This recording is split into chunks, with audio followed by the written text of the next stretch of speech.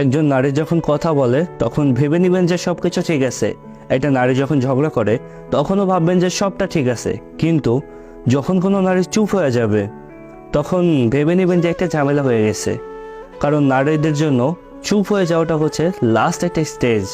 একটা নারী ব্যাখ্যা করে, কথা বলে, কনভিন্স করে, ফাইট করে, আর্গু করে, কান্নাও করে, কিন্তু যখনই তার কাছে মনে হবে যে সব কিছুই বৃথা, just waste, she get silence, সে একেবারে চুপ হয়ে যাবে।